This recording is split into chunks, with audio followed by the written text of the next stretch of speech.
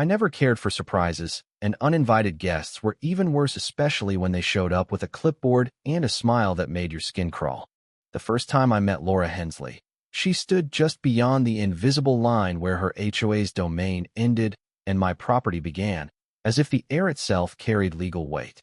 She had that polished, ex-realtor vibe perfume, manicured nails, and a passive-aggressive stance that screamed control freak. I later learned she'd been a realtor until a scandal involving shady zoning deals and a failed housing project tanked her career. Word was, she blamed unregulated properties like mine for ruining the market. That probably explained why she eyed my workshop like it had personally spat on her marble countertops. She cleared her throat and introduced herself like I should have been taking notes. Laura Hensley, president of the Crestwood HOA. Then, without missing a beat, I'd like to discuss some concerns about your fence, your workshop, and your overall aesthetic choices. I leaned against my front gate, which hadn't seen paint since the Bush years. You're on private land, I said, and you're wasting oxygen. To her credit, she didn't flinch. Laura flashed a thin smile and pulled out laminated bylaws like she was about to preach gospel. I think you'll find our community standards apply to adjacent properties that affect neighborhood value. Your structure, she gestured at my steel-framed garage, disrupts the harmony we're cultivating. I told her, as politely as I could, that the only harmony I needed was the kind that let me weld aluminum at 2 a.m. without someone pounding on my gate with a latte in hand. She left, promising this wasn't over. That was 3 weeks ago. Since then, I'd spotted her SUV parked across from my driveway more than once. Sometimes she was jogging, though she never broke a sweat. Neighbors stopped waving. My property popped up in a local Facebook group, tagged in posts about unsightly developments and safety hazards. The thing is, I built that garage myself, 6,000 square feet of concrete, reinforced steel, a custom HVAC system, and tool racks I'd collected over a decade. Former military engineer turned freelance fabricator, I kept prototypes in there worth more than Laura's McMansion. And now she wanted it gone because it didn't fit her community vibe. Screw that. The only vibe I cared about was peace and horsepower, and I had both until Laura showed up with her clipboard and a vendetta against anything that didn't match her HOA binder. I wasn't worried. I'd handled worse than a bored ex-realtor with too much time and zero jurisdiction. Or so I thought. It was the sound that woke me, a bone-rattling crack that didn't belong in the dead of night unless something was seriously wrong. I was out of bed before my brain caught up, instincts kicking in. No storm, no wind, just impact. Big impact, then silence. I grabbed my flashlight and .45 old habits die hard and was out the door in 30 seconds, barefoot on cold concrete. Moonlight caught the dust still floating, and for a second, it looked like a battlefield frozen in time. My garage door was caved in, steel panels crumpled like foil, hinges torn from the frame. Worse, a white SUV was lodged halfway through the wall, grill first into my workspace. Fluid leaked from its front like blood. I recognized the plates instantly. I'd seen them parked smugly across from my drive. Laura Hensley's Lexus RX. My pulse surged, hot and sharp. I didn't yell, didn't curse, just raised my phone, hit record, and circled the wreckage. The taillights glowed faint red. The engine ticked. No driver, no witnesses, just my ruined bay door and a luxury tank buried in my sanctuary. I called the cops, reported a crash and hit and run, and said I knew the owner. They promised to send someone soon, which, in a small town, meant eventually. I kept filming, capturing the tire tracks gouged in my gravel, the white paint flecks on my doorframe, the crushed corner of my milling table inside. 15 minutes passed. 20. The SUV sat there. Then it didn't. I was in the kitchen, typing an incident report on my laptop, when I heard an engine rev. I sprinted outside just in time to see taillights vanish around the bend, one fender dragging like it was limping. By the time a patrol car rolled up, all that remained was the destruction and my shaky video. The cop, Officer Delgado, took my statement. Nice guy, but even he seemed doubtful when I said I knew whose car it was. You sure about the plates? Positive, I said. Got video, timestamps, tire treads. Want my DNA too? He smirked, but didn't argue. While he scribbled notes, I stared at the hole in my garage. That wasn't just a wall, it was the line between me and the world. Someone had rammed through it with precision and vanished like a ghost. I didn't know what Laura was playing outrage, madness, or something calculated, but I knew one thing. This wasn't over, and next time, I'd be ready. The summons came the next morning as I was nailing a tarp over the wrecked garage door. Two officers pulled up my drive, slow, like they were delivering a death notice. "You Ethan Caldwell?" the taller one asked as I wiped grease off my hands. "We need you to come to the station. You've been named in a vehicle theft complaint." For a second, I thought they were joking. Then I saw the other cop's grim expression, and my military instincts kicked in. Assess, don't react. I laughed dry. "Let me guess. White Lexus, registered to Laura Hensley." They exchanged a glance that said maybe this guy's not crazy. Still, protocol's protocol. I was in the back of the cruiser within minutes, not cuffed, but not exactly invited for brunch. At the station, the story unraveled with twisted logic only Laura could dream up.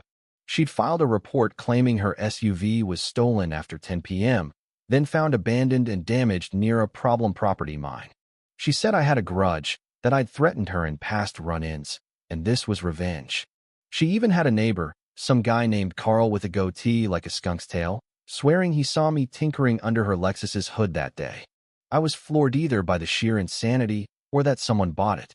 Maybe Laura bribed Carl with a Lowe's gift card or a spot on her HOA council. Who knows? I laid out my side, showed the cops my phone video. Laura's SUV plowing through my garage, no driver exiting, timestamp clear. Then my porch cam footage headlights retreating at 2:11 a.m., right when the vehicle vanished. The officers took notes, copied the files.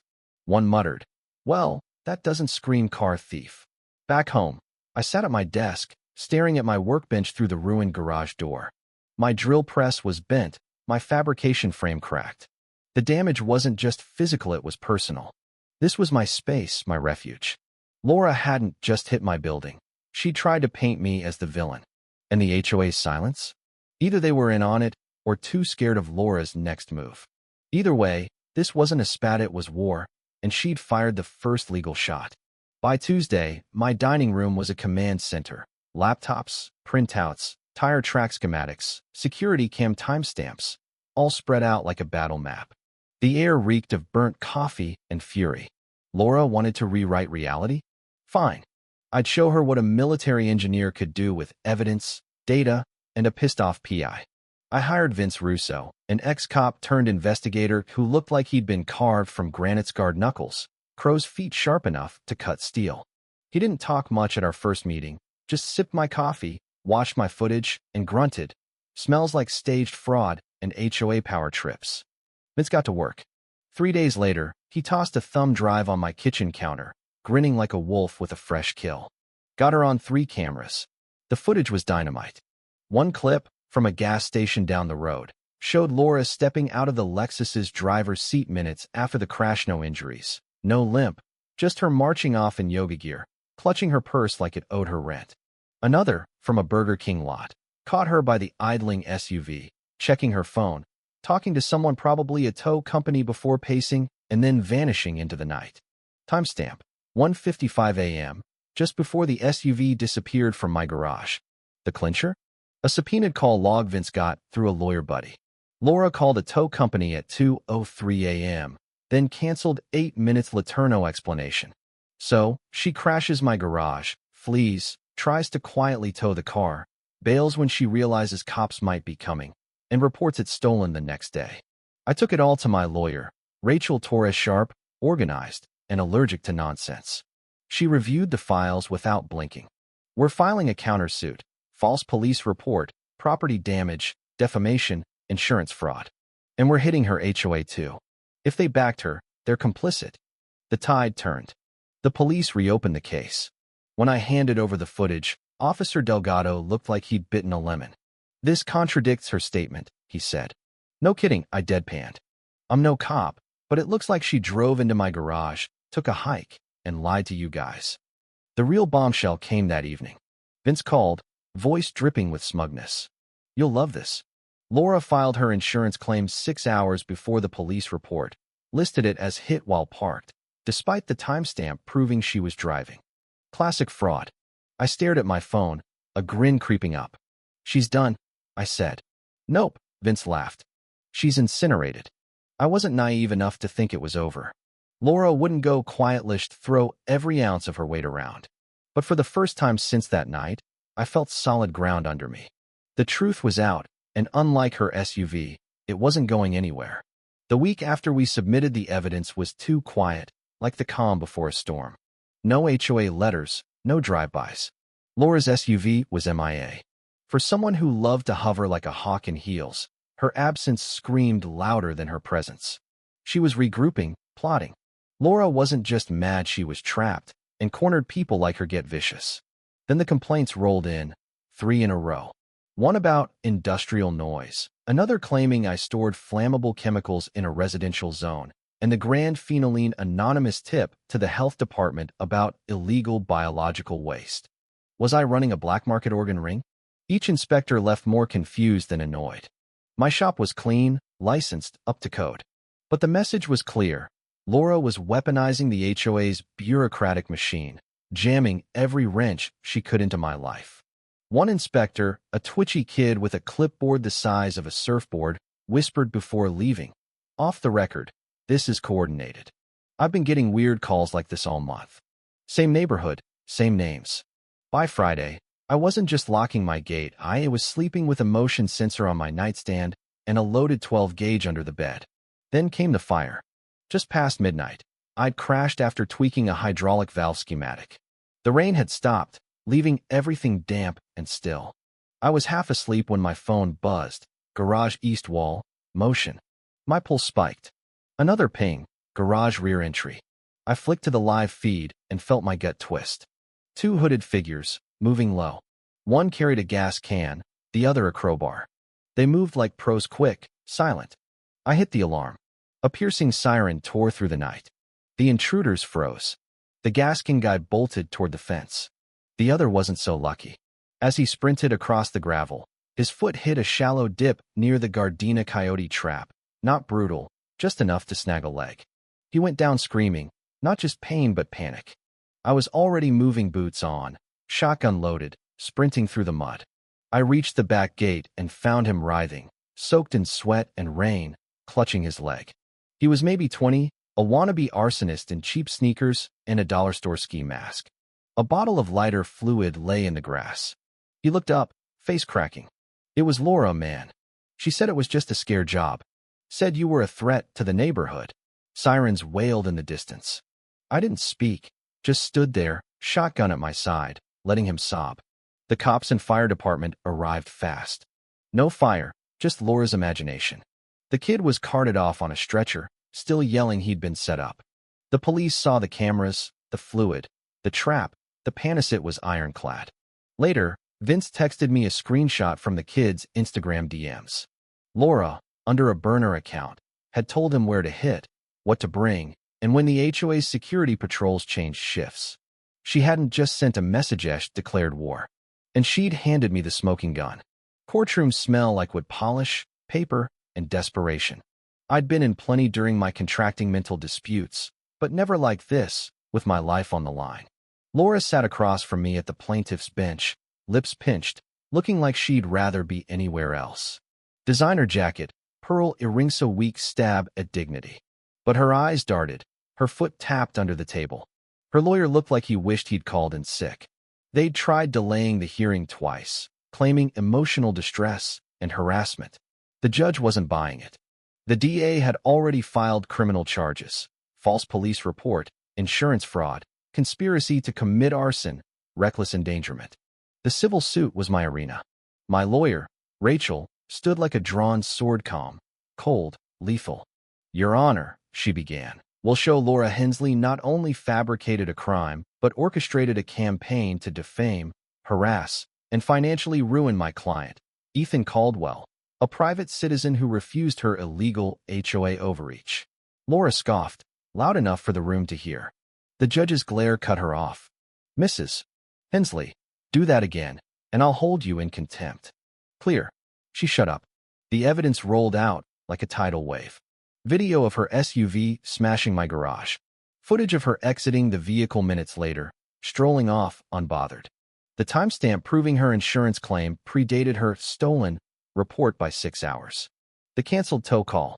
The kid's testimony, backed by screenshots of Laura's burner account detailing the arson plan. Then the HOA angle. Emails from Laura to the board pushing for inspections, including a line that read, "We make him comply, or we make his property worthless." The jury's faces shifted from skeptical to horrified. Laura's lawyer tried painting me as a paranoid loner, but it backfired. "You admit to owning firearms and traps?" he asked. "Yes," I said evenly. "Both legal. The trap that caught your client's accomplice was for coyotes. Lucky for him, he was dumber than one." The jury chuckled. Even the judge smirked. Then came Laura's meltdown. On the stand, her voice cracked from the start. By question 3, she was unhinged. "I was protecting the neighborhood," she shrieked. "He had machines, dangerous equipment. His garage looked like a junkyard. He mocked the HOA. He made us look cheap." Rachel raised an eyebrow. "So you crashed your car, faked a theft, and sent teenagers to burn his property?" Laura's mouth flapped like a fish. I only meant to scare him." The gallery gasped. Her lawyer facepalmed. The judge called a recess. The jury didn't take long. They ruled for me on all counts. The judge's voice rang out. For the false police report, defamation, property damage, and attempted arson, for which Mrs. Hensley is co-liable, this court awards Mr. Caldwell $300,000 in compensatory damages. I'm also ordering further criminal prosecution and external oversight for the Crestwood HOA, effective immediately." Laura stood, then stumbled. "You can't do this," she screamed, makeup streaking. "I was the community. They'll let anyone in now. He doesn't even mow his lawn." 2 bailiffs moved in. She slipped on the marble, landing with a thud that echoed. No one helped her up. I stood, hands in pockets, calm as a spent grenade. Our eyes met. For the first time in this mess, I smiled, just a fraction. The $300,000 check arrived by certified mail, court seal and all. Depositing it felt surreal. The teller, an older guy with a camo tie, leaned in. "Heard about your trial. Town's been rooting for you." He wasn't kidding. Back home, I found 2 envelopes in my gate. One, a thank you card signed by Crestwood residents. "You stood up when we couldn't. Thank you." The other, a flyer. HOA board election. Seeking ethical leadership. Change was coming. The garage rose stronger, new steel doors, biometric locks, better cameras, and a 3D printer I'd wanted forever. I added a motion-triggered speaker at the fence, private property. Trespassers will be recorded, reported, and possibly mocked online. I started a YouTube channel, Liberty Shop.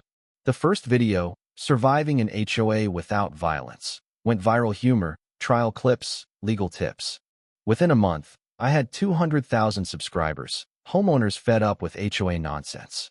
People sent stories, some hilarious, some chilling. I became an unofficial HOA resistance leader, answering questions from Florida to Oregon. I got a care package from a guy in Nevada, chunk of concrete from his raised HOA clubhouse, labeled Freedom Rock. It sits above my lathe.